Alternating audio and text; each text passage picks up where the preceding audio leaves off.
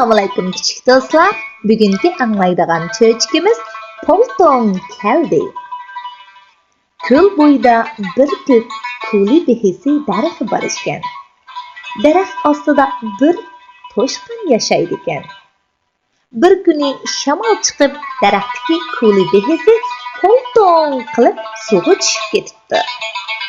Toshqin Polton qilgan ovozni anglab cho'chib ketibdi. U nima ish bo'lganligini anqirolmay qo'rqib qechibdi. Toshqinning qechib ketayotganligini ko'rgan tulki aldirab tenab, "Nimaga qaytsan?" deb so'rabdi. Toshqin to'la yugurib, bak herib ketibdi. U hasrab hümüdeb, "Polton keldi" degan peti kaynigimi qaramay qechibdi. Buni anglagan tulki "Polton degan qo'rqinchli maxluq o'xshaydi" deb o'ylab toshqinning kayniga qechibdi.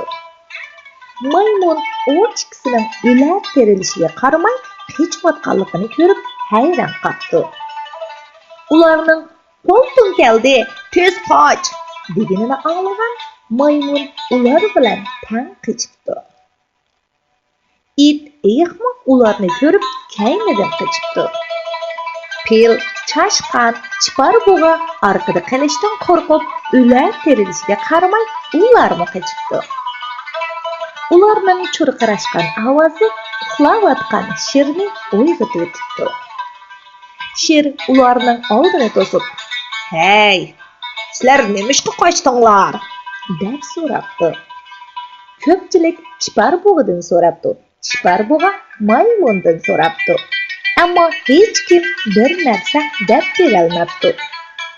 Savol toshqindan so'ralganda u "Ha, men Polton bek yomon ekan" debdi. "Polton degan nima u? Menga ko'rsatinglar-chi" debdi shir. Toshqin boshlab berishdan qo'rqibdi. Biroq shirning oldida ketayotganligini ko'rib, uning kaynidan asta mengibdi.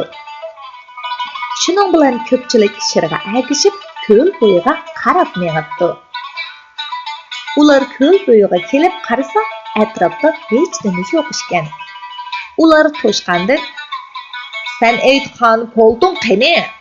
deb so'rabdi. Toshqin hech nima deya olmabdi. Dal shu chaqda shamol chiqib, ko'l chetdan Polton qilgan ovoz anglanibdi. Aslida bir dona ko'li behisi suvga tushib ketgan ekan. Ko'pchilik shu chaqdala ishning tegi-taktini bilib, o'zlarini tutolmay qaqaqlab kulishib ketibdi. Kichik do'stlar, bugungi cho'chkimiz mushu yergacha. Allohga omonat.